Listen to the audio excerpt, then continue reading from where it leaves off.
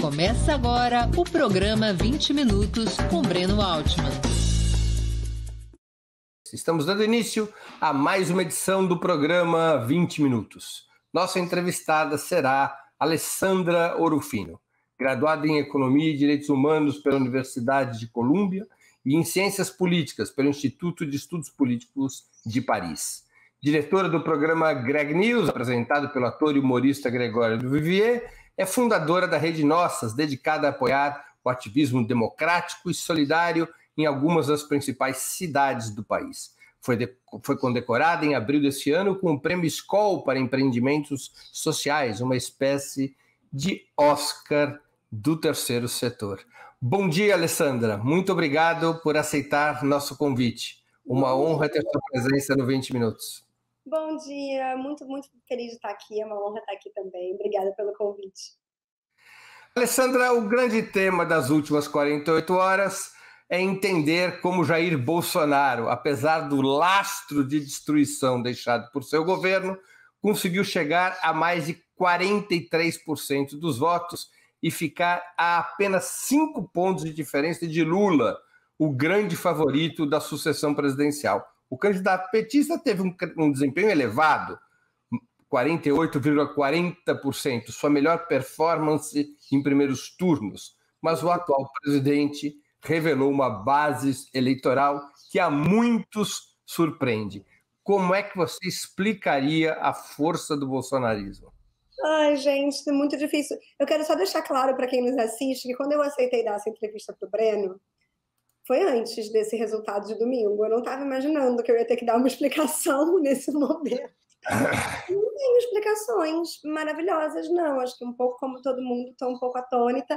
Não tanto com o segundo turno, eu até estava esperando que a gente fosse mesmo para o segundo turno, não estava super esperançosa com o primeiro. Achava que era uma tarefa hercúlea, né? É muito difícil você tirar um presidente em exercício, e ainda mais difícil no primeiro turno, ainda mais com o uso absolutamente desavergonhado da máquina pública que o Bolsonaro tem feito. Mas eu fiquei muito, acho que como todo mundo, muito surpresa com a força do bolsonarismo como movimento em outras esferas do poder, né? O Senado, o Congresso em geral, os governos do Estado. Acho que a gente está aí com uma situação mais difícil do que eu tinha imaginado, inclusive em relação à correlação de forças que isso acaba gerando nesse segundo turno. E aí é muito difícil de explicar.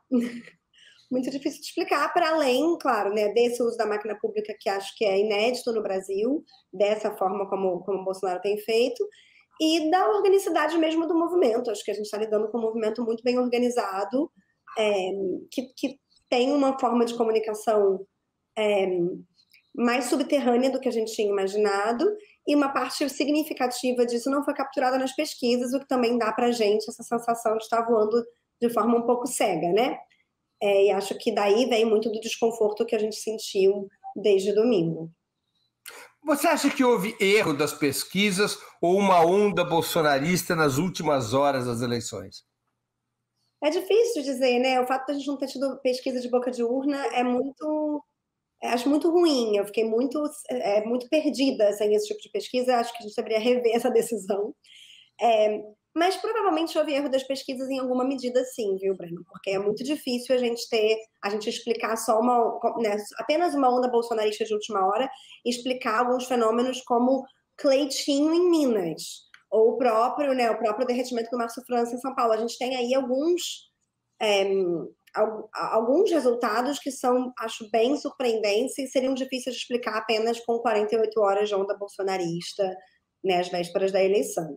Então, imagino que quem está ali olhando para a pesquisa no Brasil, que não é o meu caso, esteja nesse momento revendo metodologia, repensando as bases de dados, os próprios dados a partir dos quais a gente faz uma análise demográfica do Brasil, né, que estão muito datados, a gente não tem ciência há muito tempo.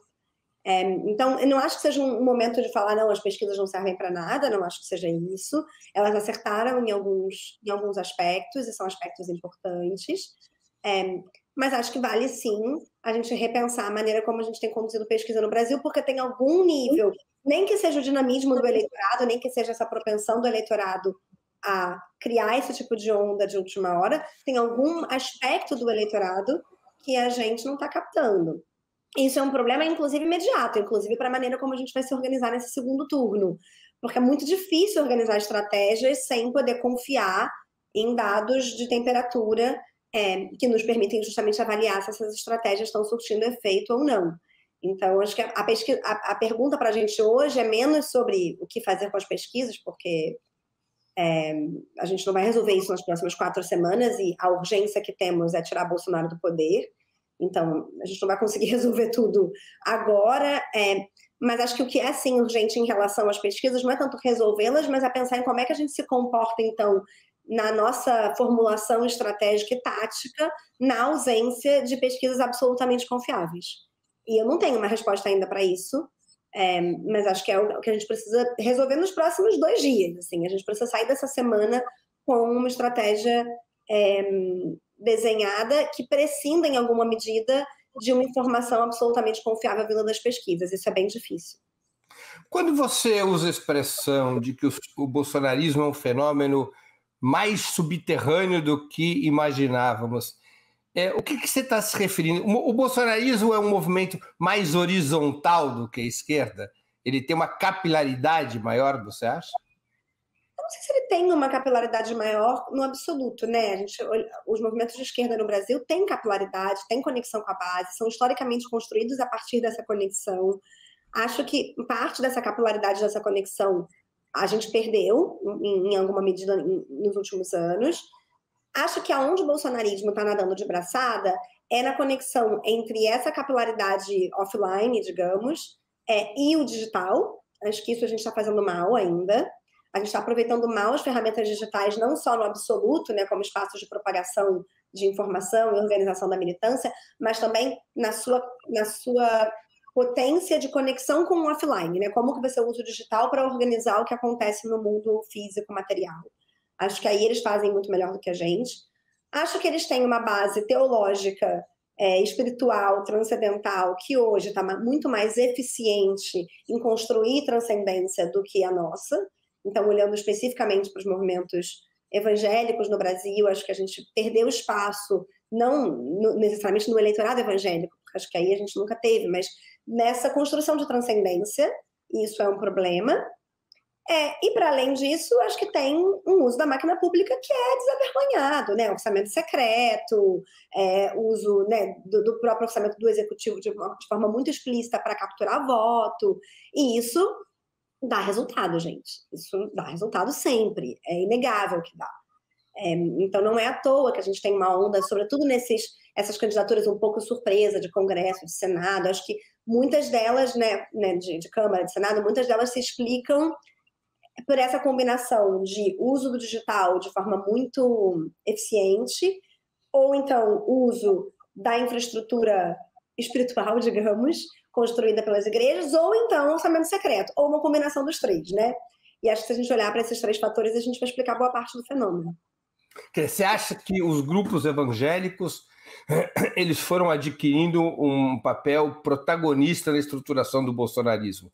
Seria, vamos dizer assim, o principal pilar da capilaridade bolsonarista?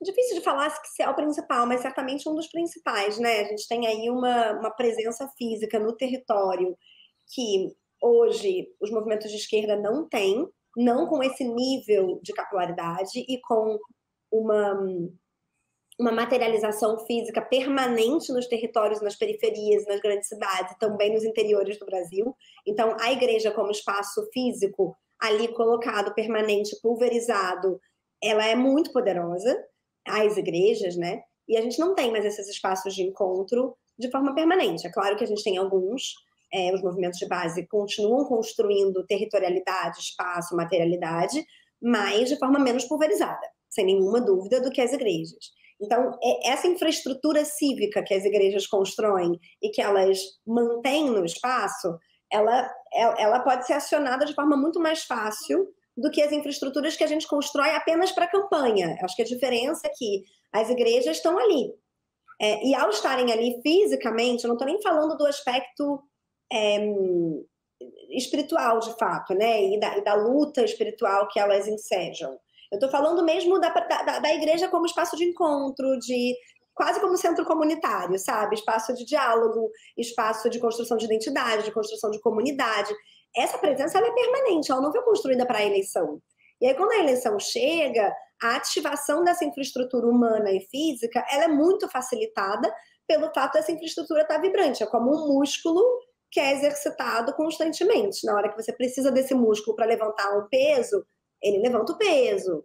É muito difícil de enfrentar esse tipo de infraestrutura com algo que é construído apenas com vistas à eleição, apenas durante uma campanha. E a esquerda também tem esse tipo de infraestrutura, mas hoje em medida muito menor, de forma menos permanente e menos pulverizada no território, sem dúvida. Você falou em transcendentalidade.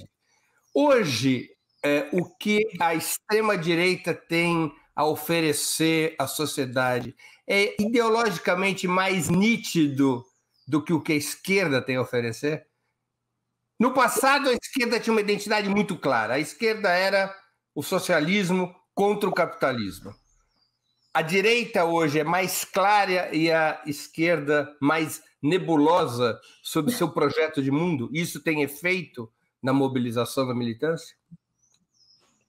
É uma ótima pergunta. Acho que temos algumas esquerdas aqui, né? Então, não pretendo analisar a esquerda como um movimento homogêneo, porque não acho que seja o caso. Acho que tem parte da esquerda que continua tendo uma identidade clara e um projeto muito claro de mudança e que continua desafiando o capitalismo como sistema mundo de forma muito frontal e acho isso fundamental para que o campo se mantenha relevante.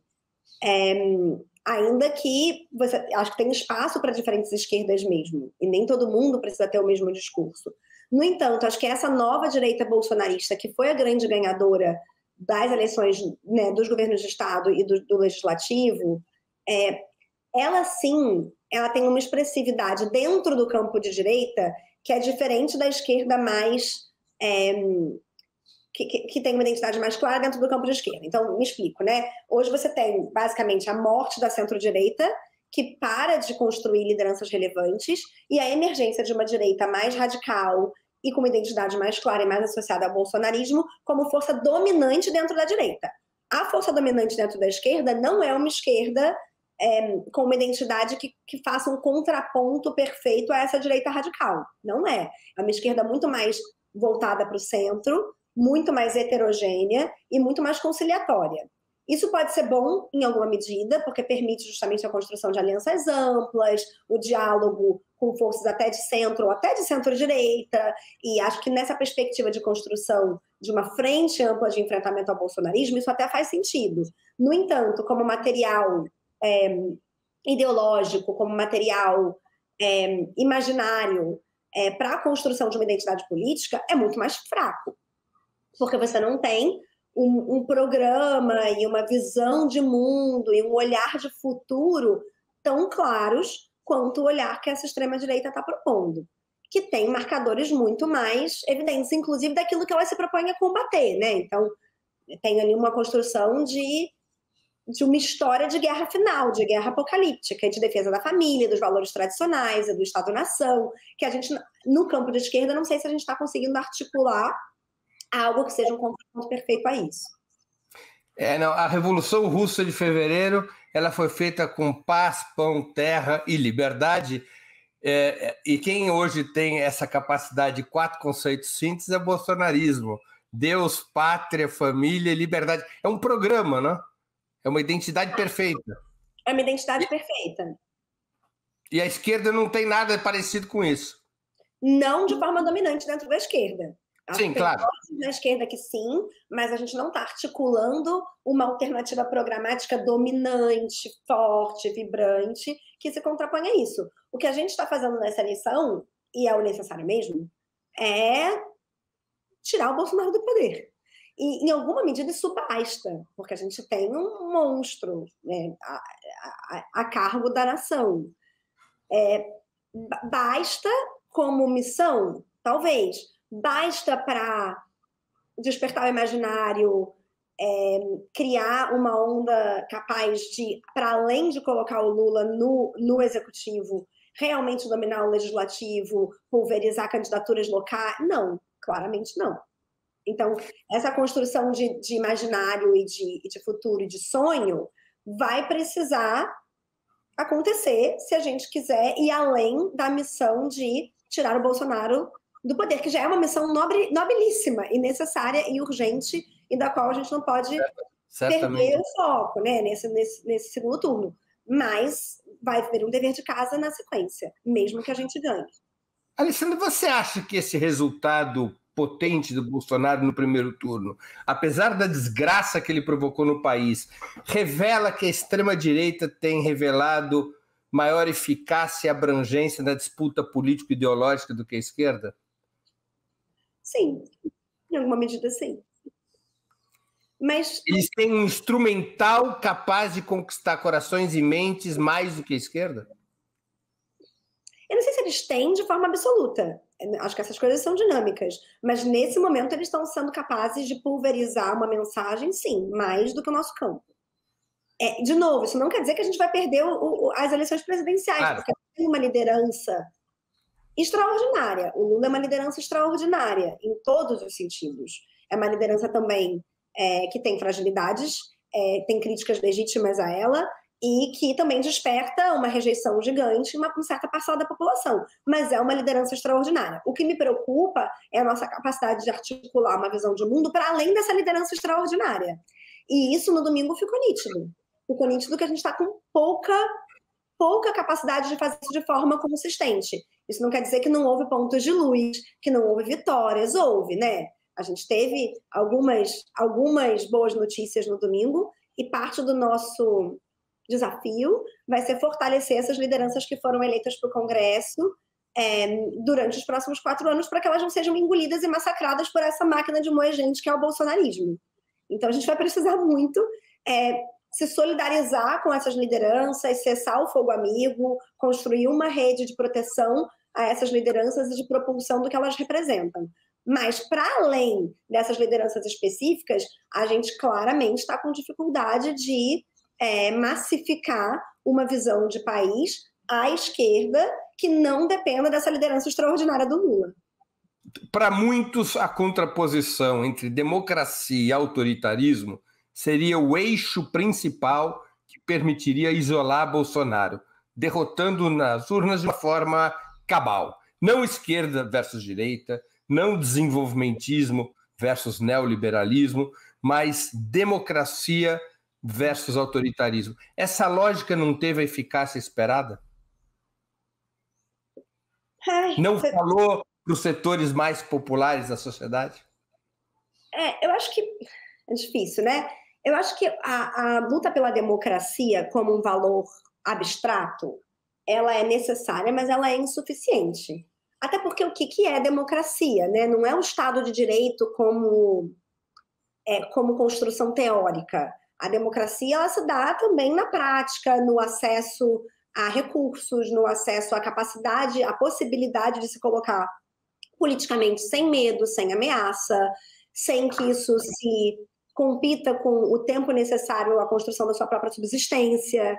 Então é muito difícil de falar de democracia num país tão desigual, num país tão violento, num país com violência de Estado. E acho que ao defender a democracia como se ela só estivesse em risco agora, e não como se ela fosse uma construção paulatina, necessária e imperfeita e incompleta até hoje, parte do movimento que está procurando eleger o Lula como a salvação da democracia se desconectou, sim, da base popular.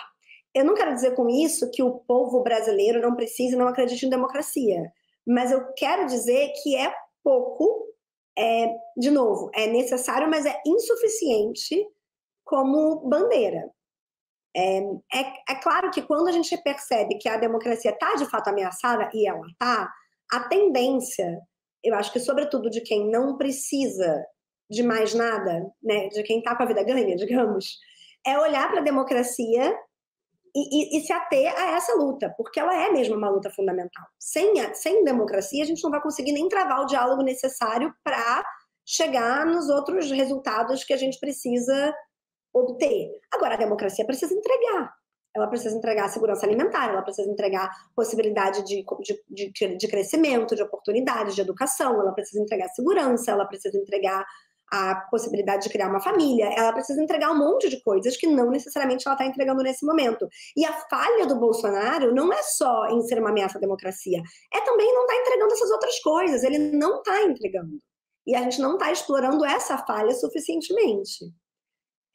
Né? Se ele fosse apenas uma ameaça à democracia, do ponto de vista institucional, mas ele estivesse fazendo um excelente governo do ponto de vista da entrega de serviços públicos, de uma economia vibrante, de oportunidades para a população, de segurança para essa mesma população, de sonho, de possibilidade de crescimento, a gente estaria muito mais lascado. Seria muito mais difícil defender a democracia do ponto de vista institucional se essa não democracia bolsonarista ou esse autoritarismo bolsonarista estivesse entregando, mas ele também não está entregando. Agora, a nossa democracia também não entrega. Então, como a gente vai fazer com que ela entregue?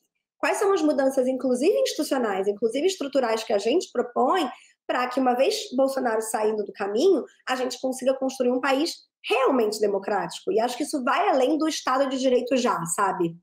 Vai além desse arcabouço institucional e teórico que é um pouco rarefeito, né? Que não está ancorado na realidade da maioria das pessoas. E você está no mudo para mim, Breno? Ou é meu áudio? Foi eu. As pesquisas parecem ter sido certeiras em relação aos votos de Lula. Cravaram 50%, Lula teve 48,4% dentro da margem de erro. Como elas foram certeiras em relação ao Lula, é de se supor que o avanço bolsonarista não tem afetado os grupos sociais com renda inferior a 2 salários mínimos. Ou seja, o Lula manteve a sua fortaleza se comparado pesquisa com eleição. Outro argumento para reforçar que esse grupo não foi afetado é o potente desempenho do Lula no Nordeste, com mais de 2/3 dos votos. Esse cenário levanta a hipótese de que o movimento pró-Bolsonaro tenha vindo, nessas eleições agora de domingo, tenha vindo das camadas médias dos estados mais desenvolvidos, no Sudeste e no Sul, com renda entre 2 e 10 salários mínimos ou um pouco acima. É nesse grupo que o Bolsonaro já era majoritário que provavelmente ele deu a arrancada para o resultado que teve no domingo. Se Bolsonaro representa as sombras, o negacionismo, como explicar sua ascendência sobre grupos sociais de maior renda e escolaridade? Eu não estou aqui me referindo ao empresariado, cuja explicação poderia ser o alinhamento com o liberalismo econômico. Eu estou falando sobre a influência do Bolsonaro sobre os estratos superiores das classes trabalhadoras e sobre as camadas médias, que, repito, tem não apenas renda maior, mas escolaridade e acesso a bens culturais maiores. Que diabos acontece que o obscurantismo bolsonarista tem mais espaço nos setores mais escolarizados e com maior acesso à cultura? E não entre os mais pobres? Isso é uma excelente pergunta. Primeiro, acho que tem talvez a melhor pessoa, ou os melhores tipos de analistas para pensar no bolsonarismo hoje sejam os psiquiatras. Os cientistas políticos. A minha sensação... Aliás, como o maior analista sobre o fenômeno do nazifascismo foi o William Reich. Exatamente. Então, eu acho que a gente tem que olhar, talvez, para a psiquiatria. Mas a minha sensação, olhando para como a sociedade brasileira, né, mudou nos últimos 30 anos, e como o Bolsonaro foi se construindo politicamente ao longo desses 30 e poucos anos, é que o Bolsonaro ele apela para um desejo que está na construção do Brasil como nação escravocrata, onde a escravidão foi um fenômeno também de massa, no sentido de que, né, o Brasil não é só um país, não foi construído apenas como um país de latifundiários escravocratas. O Brasil foi construído como um país de cidadãos urbanos escravocratas, que tinham um escravo doméstico em casa. Esse DNA de país, eu acho que ele permanece no Brasil de hoje. E existe uma construção de desejo, quando você pensa em ascensão social no Brasil, ela não é apenas uma ascensão que se dá pelo acesso ao consumo, ou pelo acesso a oportunidades de educação, ela é também uma sanção que se dá pela possibilidade de subalternizar uma outra pessoa. Então, você sabe que você cresceu na vida quando você passa a ter alguém em quem você manda e sobre quem você exerce poder. E acho que aonde o Bolsonaro apela para essas camadas médias é dando a elas uma certa segurança de que elas vão poder continuar subalternizando alguém. Seja esse alguém a empregada que não deveria ter direitos, o funcionário que não deveria ter direitos, o entregador do aplicativo que tem que estar lá fudido, sem comer, sem nenhum direito, e à sua disposição, essa coisa um pouco monárquica de você poder pedir um negócio a qualquer hora do dia, em 10 minutos chegar na sua casa, ou a sua mulher, que tem que ser submissa a você, se você for. Então, tem vários elementos de subalternização que o Bolsonaro assegura, inclusive se você vier de uma camada média. Na minha análise e opinião, esse bastião do petismo e do lulismo nas camadas mais pobres se dá porque nessas camadas essa possibilidade de subalternização ela é muito menor. Essas são as pessoas que são subalternizadas sempre. E claro, né, enquanto a gente se mexe socialmente, a gente experimenta as duas coisas. A gente experimenta muitas vezes ser subalternizado por alguém e subalternizar um outro alguém. E acho que justamente essas camadas médias são as que mais experimentam essa dualidade. Elas têm um patrão, mas elas também têm um empregado, ou uma empregada, ou uma mulher, ou até um filho, que em alguma medida elas podem reproduzir dentro de casa, ou essa experiência de humilhação, que é como o Brasil vive subalternização, né? O Brasil, as relações de trabalho, elas são muitas vezes permeadas não só por uma relação de poder clássica entre patrão e empregado, mas pelo aspecto realmente escravocrata da humilhação e da detenção completa dos corpos e das possibilidades de futuro e das opiniões. São aqueles empresários bolsonaristas falando: será que a gente demite quem não for votar no Bolsonaro? Então, o Bolsonaro, ele afirma para todo mundo que se sentiu ameaçado no seu micropoder a possibilidade de continuidade desse micropoder. É o homem que olha para o movimento feminista e fala: ai meu Deus, agora não vou poder mais bater na minha mulher, não vou poder mais falar o que ela tem que fazer. É a patroa que olhou para a PEC das domésticas e falou: agora não posso mais ter 3 empregados que dormem em casa e que eu posso mandar fazer o que eu quiser e que elas não têm acesso à justiça, porque elas não têm direitos. É isso, entende? São essas figuras de autoridade que não necessariamente precisam ser a maior autoridade da República. Pelo contrário, elas estão ali espremidas. E a única coisa que dá a elas a sensação de ascensão social e de status é poder oprimir um outro. Aí, claro, você tem os oprimidos absolutamente oprimidos, os que não experimentam no seu cotidiano a possibilidade de humilhar alguém, que são, em geral, as pessoas mais pobres, as pessoas negras e as mulheres pobres e negras. Não é à toa também que é aí que o Lula leva de braçada. Porque aí você tem um acúmulo de não possibilidades de subalternização do outro. Você sabe que você tem que estar do lado de quem está querendo romper essa lógica de subalternização. Ainda que não necessariamente você expresse isso dessa forma. Claro. Então, acho que isso é um elemento. Outro elemento, Brenda, que eu não acredito nessa história de maior acesso à educação. A elite brasileira, ela pode ser treinada, mas ela não é educada. A nossa universidade está educando bem pouco, ela está treinando muito, mas ela está educando pouco. Educação é espírito crítico, a capacidade de leitura do mundo, a capacidade de autoquestionamento, de questionamento dos seus próprios privilégios, de questionamento dos privilégios do outro, de construção de uma alternativa política, de construção de coletividade. Isso é educação. E eu não sei se ensino superior no Brasil, aliás, eu não acho que ensino superior no Brasil seja um sinal de acesso a esse tipo de educação. Eu acho que é sinal de acesso a, muitas vezes, um bom treinamento profissional. Mas só. Não é à toa que em algumas camadas, né, minha família é toda de médicos, engenheiros, você tem uma prevalência muito grande do bolsonarismo.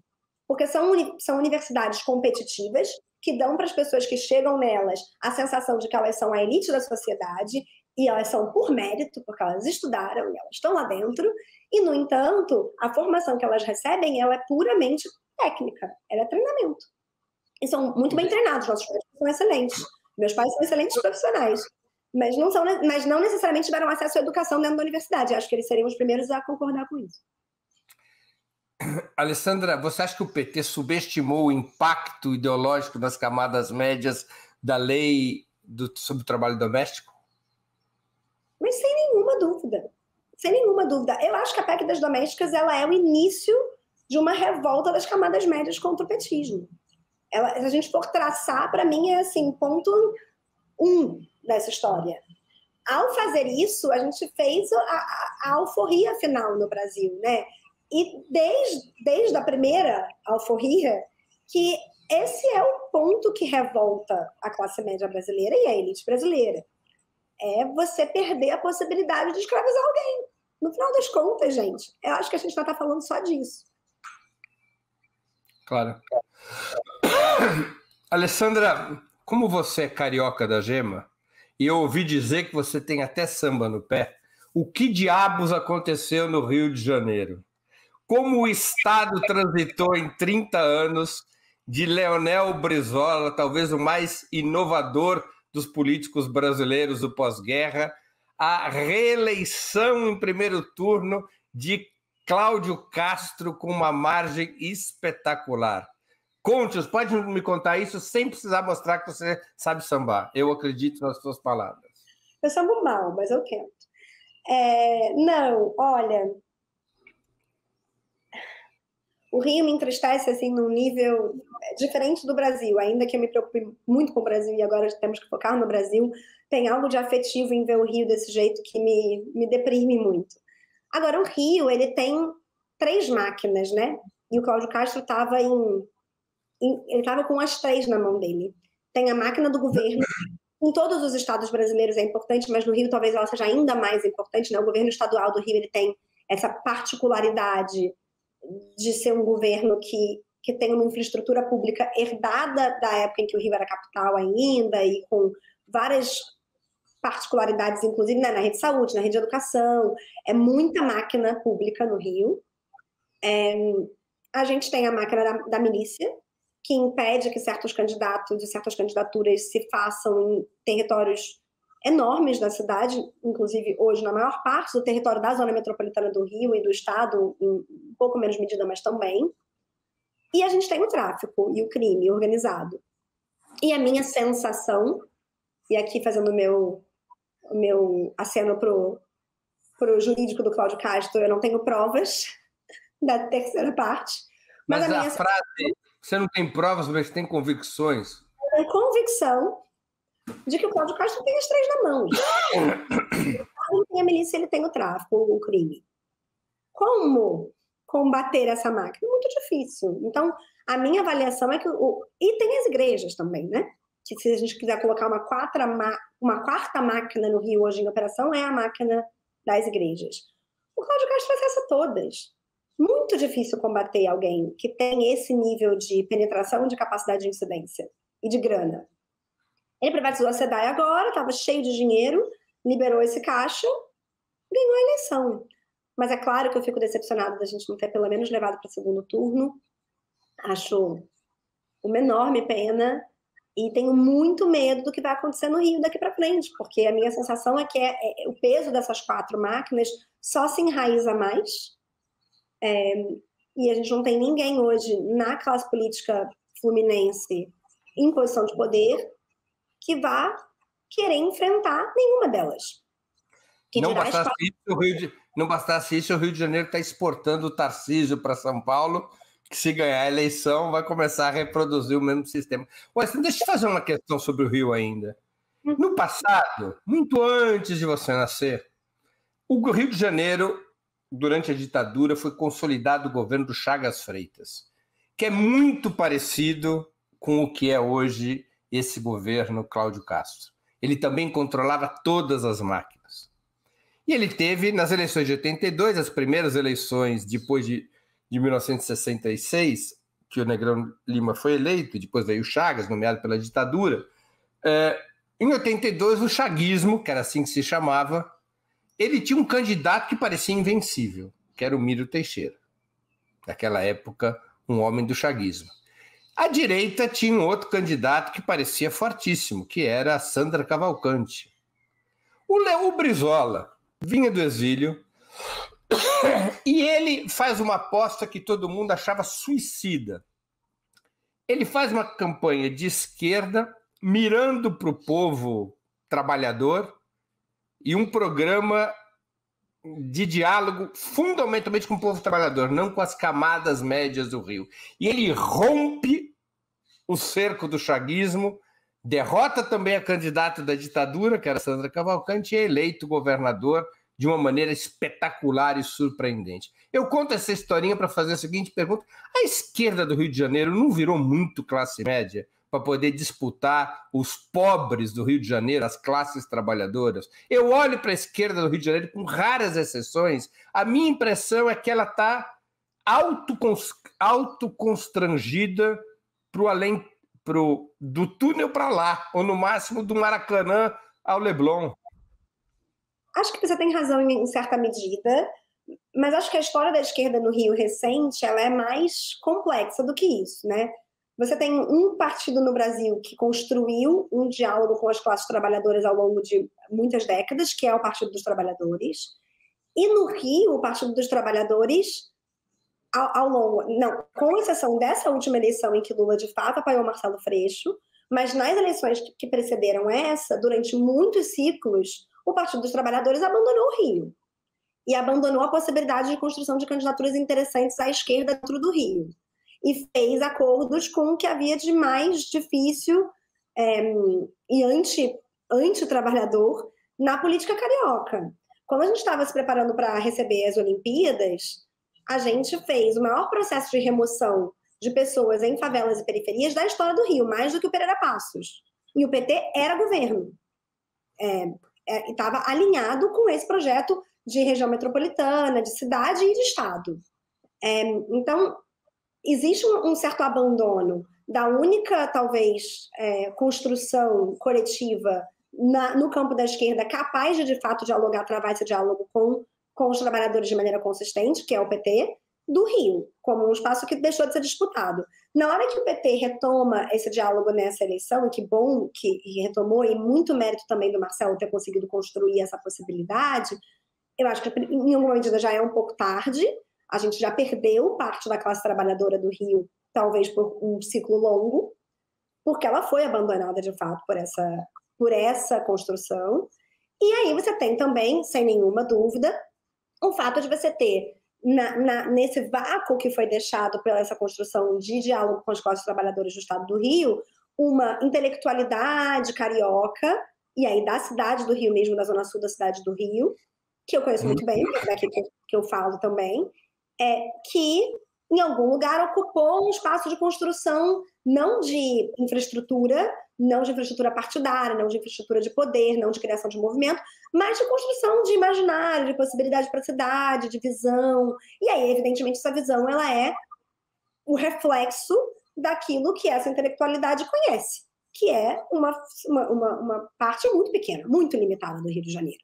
Então, acho que existe, por um lado, sim, uma esquerda pequena, muito confinada à zona sul do Rio, e que é em grande medida o reflexo desse espaço, dos valores desse espaço, que está ali muito desconectada de fato das camadas mais populares do Rio, mas você também tem uma ausência de uma construção de partido, de poder, de movimento, que seria, em tese, capaz de fazer essa conexão, mas que abandonou especificamente o Rio. Isso tudo combinado com, de novo, o avanço das igrejas evangélicas no Rio, o avanço das milícias, o avanço do crime organizado e o fato de a gente ter uma máquina pública muito poderosa, isso constrói o terreno fértil ideal para que esses candidatos, como Cláudio Castro, como Witzel, proliferem e prosperem. Então, acho que o que vai precisar acontecer aqui no Rio agora é uma tarefa hercúlea de uma geração. E passa, por um lado, por essa intelectualidade de esquerda começar a olhar mais para esse Estado sem nojo e sem receio de encarar também as dificuldades das zonas de sombra, as dificuldades de comunicação, e se reencontrar com o próprio Estado do Rio e a população do Estado do Rio, e vai passar necessariamente pelo PT ou qualquer outra construção partidária que pretenda fazer essa conexão com a classe trabalhadora e voltar a olhar para o Rio de maneira sistemática, que isso não seja apenas o resultado de uma aliança de uma eleição, de um ciclo eleitoral entre a figura do Marcelo e a figura do Lula, mas que isso se estenda para a construção de um plano de longo prazo para o Rio de Janeiro. Porque se a gente abandonar o Rio de vez, que acho que há um risco, que tá difícil mesmo de entrar no Rio, se a gente abandonar de vez, o Rio vai continuar sendo esse celeiro de bolsonarismo, de criação de lideranças nefastas, não só para o Rio, mas para o Brasil, gente. E aí eu não sei qual é a solução. Federalizar o Rio, transforma no balneário, a gente perde os direitos políticos. Para romper com o chaguismo, o Brizola, que todos queriam candidato a governador do Rio Grande do Sul em 82, o Brizola disse, negativo, eu vou ser candidato no Rio e eu vou derrotar o chaguismo. A primeira pesquisa, o Brizola tinha 2%. Não, é uma figura incrível. Eu vou para o Rio derrotar o chaguismo. Antes de continuarmos, eu queria lembrar a vocês como é essencial a sua contribuição financeira para a manutenção e o desenvolvimento de Opera Mundi. Você já conhece as 6 formas possíveis de contribuição. Assinatura solidária no site operamundi.com.br/apoio, inscrição como membro pagante de nosso canal no YouTube, basta clicar em Seja Membro e escolher um valor no nosso cardápio de opções, super chat, super sticker durante nossas transmissões ao vivo. Agora mesmo, pessoal, vamos fazer pingar o dízimo no nosso cofrinho. Valeu demais quando estiverem assistindo aos nossos vídeos gravados e o Pix a qualquer momento. Nossa chave no Pix é apoia@operamundi.com.br. Vou repetir, nossa chave no Pix é apoia@operamundi.com.br. Além dessas 6 formas de contribuição, lembre-se sempre de dar like, de clicar no sininho e de compartilhar nossos programas com seus amigos e nos seus grupos. Quem ainda não estiver inscrito em nosso canal, essa é a hora de fazê-lo. A mais eficaz de todas as armas contra as fake news é o jornalismo de qualidade. Apenas o jornalismo de qualidade coloca a verdade acima de tudo. E esse jornalismo que a Opera Mundi busca oferecer todos os dias depende da sua contribuição, depende do seu esforço, do seu engajamento, do seu bolso. E eu repito, nós não somos uma igreja, mas dependemos do seu dízimo, do dízimo dos nossos espectadores e dos nossos leitores. Agradeço a quem puder contribuir com uma dessas formas de colaboração. Alessandra, além de você dirigir o Greg News, você comanda a rede Nossas, uma importante organização de ativismo social. Os partidos, sindicatos e movimentos populares são formas declinantes de ação política e tendem a ser substituídos por coletivos horizontais e redes de ativismo? Olha que pergunta difícil. Olha, pessoalmente, eu acredito muito em construção partidária. Eu acho que ela é necessária. E como eu falei anteriormente, né, na entrevista, eu acho que parte do problema da minha geração é que a gente está muito mais conectado nessas coisas individuais, personalistas e de vozes públicas do que de partidos, de movimentos, de estruturas de poder, de estruturas de disputa do jogo político. Então, não acho que a gente vai prescender de partidos e nem de sindicatos, em alguma medida. Mas acho, sim, que tanto os sindicatos quanto os partidos políticos tradicionais, eles foram respostas institucionais a um tipo de mercado de trabalho, a um tipo de construção social que está em declínio hoje. Não, o trabalho formal ele já está em declínio, você tem uma certa desindustrialização no país, você tem muito mais gente na área de serviços e cada vez mais pulverizadas, você tem uma desintermedialização de vários aspectos da vida, inclusive do mercado de trabalho, com essa criação de novos intermediários, na verdade, mas intermediários muito mais ocultos, aplicativos, muito mais difíceis de você identificar quem é o patrão, quem é, né, muito mais... e relações de subalternização e de opressão do próprio trabalhador muito mais difusas. E aí os sindicatos e os próprios partidos, em alguma medida, são respostas menos perfeitas a esse novo sujeito político que não é o trabalhador tradicional, operário do chão de fábrica. E a gente ainda não construiu, na minha visão, uma alternativa, de fato, não que vá substituir os partidos ou os sindicatos, mas que vai complementar o trabalho ou que vai, inclusive, simplesmente modernizá-los e trazê-los para esse novo mundo onde o sujeito político é diferente, porque isso também pode acontecer. Pode ser simplesmente uma reinvenção dos próprios partidos e das estruturas sindicais.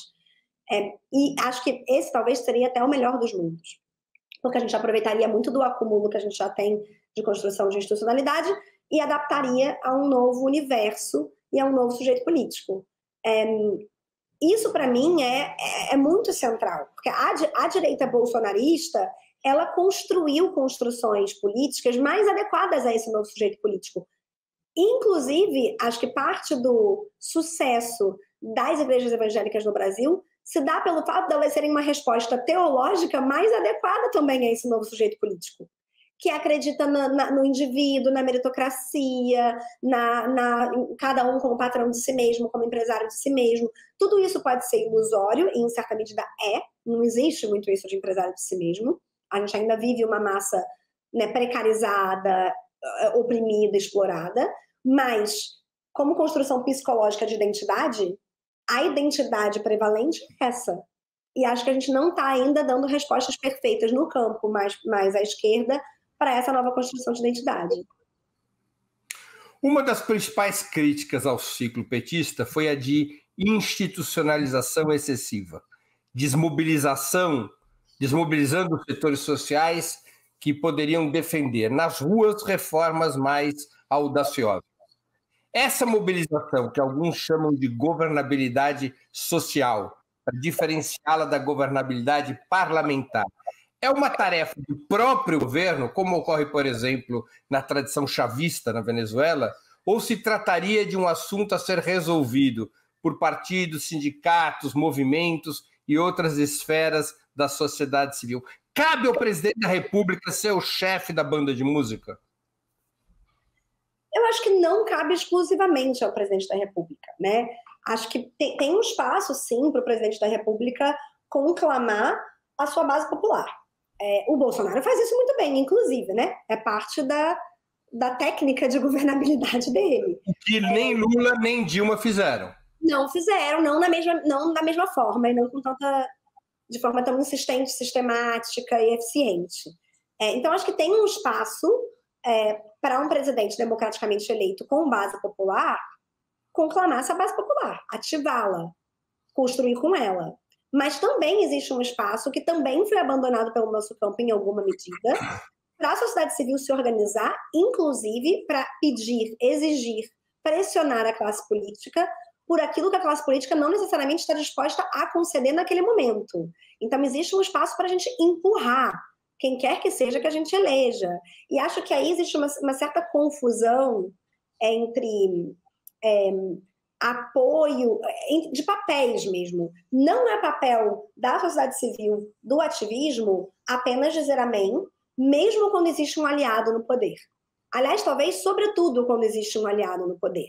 Porque até os nossos aliados são pressionados. Eles serão pressionados por interesses múltiplos, muitos deles completamente diferentes da base popular social que os elegeu. Se todo mundo for pressionar, e essa base popular, justamente por ver nessas figuras que são de aliados, ficar calada, com medo de incomodar, com medo de desgastar, com medo de se indispor, aí, evidentemente, pela forma como o jogo político é jogado, esses aliados vão ter que pender mais para o lado da direita. Eu não tenho a menor dúvida sobre isso. Então, o papel do movimento social, o papel do ativista, não é esperar para ser chamado. É partir para cima, é pedir, é exigir, é enfrentar, é organizar a base, é articular o sonho, é pedir o impossível, é ser chamado de ingênuo. Tudo isso faz parte do nosso papel. Porque se a gente não estiver esticando a corda desse lado, vai ter alguém esticando a corda do outro, entende? E é assim que esse centro político, não o centro esquerda, direita e centro, mas o centro da política mesmo, vai se deslocando para a direita. E isso, para mim, é muito grave. Então, acho que existem os dois papéis. Acho que a presidência da República, lideranças populares que chegam na institucionalidade, que chegam no poder, podem e devem manter uma conexão saudável com a sua base, mas ela não pode ser uma dominação dessa base a ponto de amordaçá-la. Essa base também precisa prescindir dessas lideranças e poder construir uma forma de pressão saudável, respeitosa, porém insistente, que empurre essas lideranças para um lugar em que muitas vezes elas próprias querem estar. Mas se elas não tiverem esse tipo de mobilização de um lado, elas também não podem apontar e falar, olha, não sou eu. É o povo que está pedindo, amigo. Eu tenho que atender aqui as demandas de quem me elegeu. Se essas demandas não estiverem articuladas, fica muito difícil de governar olhando para os anseios desses movimentos populares.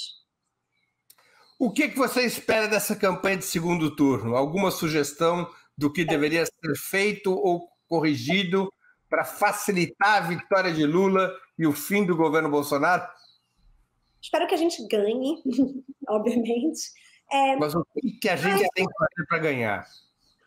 Olha, eu acho que a primeira coisa é a gente parar de achar que a gente vai corrigir a campanha inteira há 4 semanas e que cada um tem um pitaco de como corrigir a campanha do Lula. A campanha do Lula é a campanha que a gente faz. Então, acho que passo número 1 é embarcar, mesmo com as nossas críticas. É não ficar esperando que exista uma campanha perfeita, com uma plataforma perfeita, com posicionamentos perfeitos, com uma gestão perfeita, com uma comunicação perfeita, para aí a gente endossar, aí a gente colocar toda a nossa energia, toda a nossa capacidade de mobilização. A gente vai ter que trabalhar com o que a gente tem, porque cada um de nós vai ter 25 excelentes sugestões de como melhorar essa campanha e ela não vai absorver essas sugestões. Então é aquilo que eu estava falando antes de saber ser liderado um pouco, sabe? Essa é a liderança que temos, a gente vai ter que ir atrás dela. Então acho que esse é o primeiro ponto. Agora, com isso dito, acho que vale sim a gente olhar para a ação da cidadania. Também não ficar esperando que tudo vai ser puxado pela campanha. A gente vai ter que fazer a campanha da cidadania, que vai além daquilo que a campanha do Lula, como estrutura central, é capaz de articular.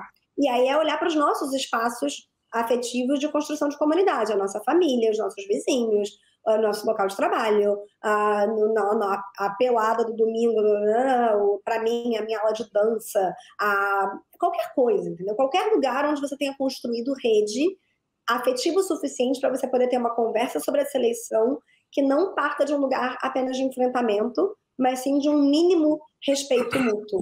Todos nós temos essas redes e a gente vai ter que cavar nelas e procurar esses votos. Porque não se trata só de trazer os indecisos, se trata de manter a diferença de 6 milhões que o Lula teve, e não vai ser fácil. Esse eleitorado vai estar sendo bombardeado por desinformação, por estratégias muito sujas de jogo político. Se a gente não tiver capacidade de segurar a nossa própria onda e a onda das nossas redes, a gente corre o risco de perder.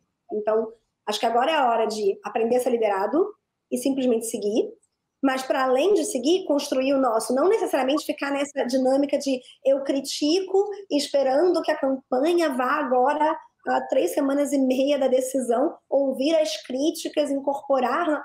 Não, eu faço o meu, né? Onde eu tenho críticas, então eu faço diferente, a minha comunicação pessoal pode ser do jeito que eu acho que tem que ser, com o léxico que eu acho que é mais poderoso, a partir das técnicas que eu entendo que eu domino e que são mais eficientes com a minha rede, e aonde a campanha me aponta para ir, eu vou, mesmo que eu tenha críticas. Porque senão a gente não vai chegar a lugar nenhum. Alessandra, nós estamos chegando ao fim da nossa conversa e eu queria fazer 2 perguntas que eu sempre faço aos nossos convidados e convidadas antes das despedidas. A primeira, qual livro você gostaria de sugerir aos nossos espectadores? A segunda, qual filme ou série poderia indicar a quem nos acompanha? Eu vou ser um pouco cabotina. Eu tenho 2 livros para sugerir e um deles é do meu companheiro, Miguel Lago. Mas é porque eu realmente acho que ele é muito... É um livro... Não é só do Miguel. Ele é da família do Mário Lago? Não. Não que eu saiba. Talvez ele nunca tenha me revelado. Não, acho que não. O Miguel escreveu um livro... Todo mundo tem segredos. Todo mundo tem segredos, veja bem. Eu vou conversar com ele sobre isso hoje. É um livro que não é só dele, então é um pouco menos cabotino, porque eu também estou promovendo a Heloísa Starling no YouTube Minuto, mas é um livro excelente, chamado Linguagem da Destruição, e fala um pouco sobre... Tá aí, ó, olhando para vocês. Heloísa, Miguel e Newton escreveram um pouco sobre a linguagem do bolsonarismo. Como entendê-la, como compreendê-la, de onde ela vem. A Heloísa, sobretudo, tem um trabalho belíssimo de olhar para as origens do bolsonarismo dentro dos quartéis, o tipo de formação que os nossos militares estão recebendo, como que ela se deu. Acho que tem um esforço sincero dos 3 de entender essa linguagem. É um livro curto, rápido de ler e pode, inclusive, ajudar a gente nesse segundo turno a pensar a nossa própria linguagem e a estar mais preparado para lidar com esse campo semântico que foi imposto pelo bolsonarismo no Brasil hoje. Então, eu recomendo fortemente. Tem um segundo livro, que infelizmente ainda não foi traduzido para o português, mas que dá para baixar online e fazer uma tradução meio rápida, assim, de Google mesmo, chamado How to Blow Up a Pipeline. Não sei se a gente... Ele mesmo. Do Andreas Malm, que é um ambientalista, e é excelente.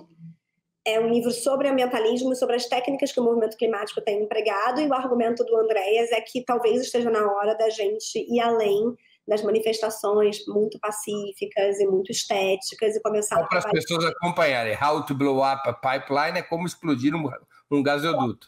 Isso, como explodir um gasoduto. Ele não explica exatamente como explodir um gasoduto assim em detalhes, eu ainda estou procurando essa parte do manual, mas ele faz um argumento poderoso para a gente organizar o movimento climático de uma forma que seja um pouco mais incisiva, digamos assim. Então, acho que vale a pena dar uma olhada. Já gostei do livro. É bom, é bem bom. Eu não li, mas já gostei. Eu gostei do título. O que ele argumenta é que muitos movimentos que a gente viu como absolutamente pacíficos, ou que a gente estuda como tendo sido pacíficos, o movimento anti-apartheid, o movimento por direitos civis nos Estados Unidos, o movimento feminista pelo voto, os movimentos abolicionistas, que muitas vezes martela-se no campo do ativismo de que foi absolutamente pacífico dentro do esperado, não foram. Do tipo, o amor vencerá o ódio, não foi assim? Nem sempre vence o ódio, gente. Às vezes precisa de um pouco de ódio para vencer o ódio. Então é isso, esse é o argumento do Andreas. O Mandela não era Gandhi. Não. Inclusive o Gandhi também não era tão pacífico, ele fala do Gandhi. É verdade, o Gandhi não era Gandhi. O Gandhi não era Gandhi, exato. Então tem que dar uma olhadinha. Recomendo mesmo. E aí tem um filme que eu selecionei, que é o Invisible Demons, está no MUBI. Acabou de estrear. Esse aqui. E tem qual plataforma? Desculpa, eu não ouvi. No MUBI. No MUBI. Eu tenho essa plataforma excelente. Tem muitos filmes legais. O MUBI está com uma promoção de 7 dias de graça. Então dá para baixar só para ver. Quer dizer, dá para fazer seu login só para ver o Invisible Demons, para quem não quiser pagar pelo MUBI. Está em inglês, mas tem legenda em português para quem quiser assistir. Tem legenda e, de qualquer maneira, ele tem muito pouco... Ele é muito imagético mesmo. Então, ele depende muito pouco do texto, né? É belíssima, de um diretor indiano chamado Rahul Jain, que fez um primeiro livro chamado Machines, que eu também... primeiro documentário chamado Machines, que eu também recomendo. Ele filmou dentro de uma fábrica na Índia, em Gujarat, com os trabalhadores da fábrica, e é das coisas mais espetaculares, né, que já se produziu aí nos últimos 10 anos em documentário. O Rahul tem uma capacidade de olhar para o horror e produzir imagens muito belas. É um filme muito tocante, espero que vocês gostem. Alguma série? Série, eu tô ruim, gente, tô mal de séries, eu tô revendo coisas, tô péssima. Esse último mês me deixou tão ansiosa, com tanta coisa para fazer, ler e trabalhar, que eu evitei um pouco as séries, porque eu, quando entro numa série, sou daquelas que assiste o final de semana inteiro, e eu não tiro o final de semana ainda. Eu tenho essa mesma doença, eu varo a noite assistindo. Pois é, não dá, então eu tenho uma filha de 4 anos, tenho uma eleição para ganhar, tem um monte de coisa para fazer. Às vezes as pessoas me perguntam, Breno, o que são essas olheiras quando são 11 da manhã? É porque eu vim a madrugada inteira assistindo série, já vim direto pro programa. A última que eu vi foi Severance, da Apple TV, muito boa, mas é isso, entendeu? Eu passei 48 horas vendo Severance, aí acabou com meu sono. Eu não vi, vou procurar. É uma distopia em que trabalhadores de uma empresa, enfim, existe uma técnica que basicamente anula totalmente as suas memórias antes de você chegar no trabalho. Então, trabalho, você não lembra de quem você é fora do ambiente de trabalho, quando você está fora, você não lembra de quem você é dentro. E aí é um thriller, assim. O título foi traduzido para Ruptura. Isso. Tá também legendado, tá na Apple TV, tá disponível. É muito bom, mas é isso, preparem-se para ficar um final de semana inteiro vendo. Então, talvez seja melhor fazer isso depois do segundo turno, que até lá a gente não tem tempo para isso não, gente. Como disse o Lula, daqui até 30 de outubro tem que ganhar votos. É disso que se vive em eleição. É isso. Alessandra, eu queria agradecer muitíssimo pelo seu tempo e por essa conversa tão instigante e simpática. Muito obrigado por aceitar o nosso convite. Imagina, é um prazer estar aqui. Obrigada pelo convite. Adorei conhecer a audiência aqui do Raporamundi, do 20 Minutos. É um prazer mesmo. E a gente continua se falando. Eu não tenho nenhuma rede social, teve alguém que perguntou. É isso, gente. Estou aqui tentando trabalhar meu próprio narcisismo. Então, não estou nas redes sociais, mas assistam o Greg News, acompanhem as campanhas do Nossas. Quando retoma o Greg News? Porque está suspenso por causa das eleições, né? Está suspenso, a gente retoma na primeira sexta-feira depois do segundo turno. Então, estaremos de volta a acabar esse período eleitoral.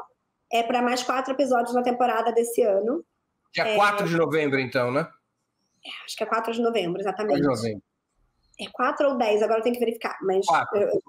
A primeira sexta depois do segundo turno é 4 de novembro. É isso mesmo. Infelizmente, a gente vai ter pouquíssimo tempo de reflexão. A gente vai ter que entrar no ar na sequência. Tomara que seja um programa para falar do desespero e da tristeza do bolsonarismo ao perder as eleições. Espero que sim. Tá. Seja esse o nosso programa. E é isso, gente. É um prazer estar aqui. A gente se fala. Obrigado, Alessandra. Um beijo. Obrigado. Tchau, tchau. Tchau, tchau.